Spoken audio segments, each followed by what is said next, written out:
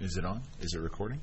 Okay, here's the spot check answers for spot check 15 for fourth period, standard APR. Again, we're building functions based on the characteristics of the builder functions. Remember, the function I want you to build, it has to have the functions of the characteristics of the builder functions. So it has to be degree 4, double root x equals 2, the end behavior up, which makes sense for an even, with 2 imaginary roots. Well, the 2 imaginary roots is the first one you got to worry about because the only function that has 2 imaginary roots is f. So I'm going to use that to start. And then find a double root at x equals 2.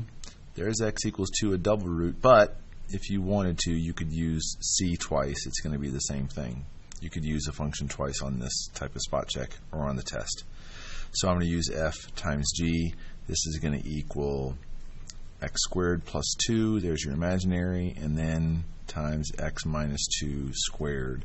Positive leading coefficient, so it's going to match the end behavior. And there's your double root at 2. And here's a quick little sketch. Now, I sketched this myself on Desmos to make sure. Ordinarily, I would have you guys draw, let me draw this in a lighter color.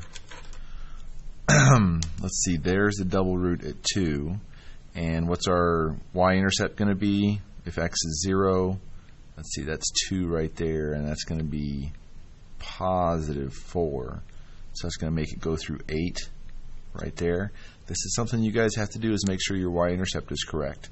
The double root at 2, this is going to come down and bounce off. Now, ordinarily, I would have the students know that it has to have another little inflection point to show the double imaginary right there, but that doesn't happen on this graph.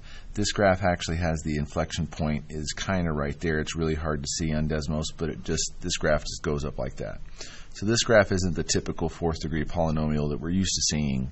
I would have you be okay if you guys drew it like this, but I just wanted you, in case you checked it on Desmos, to know how it really looked. All right.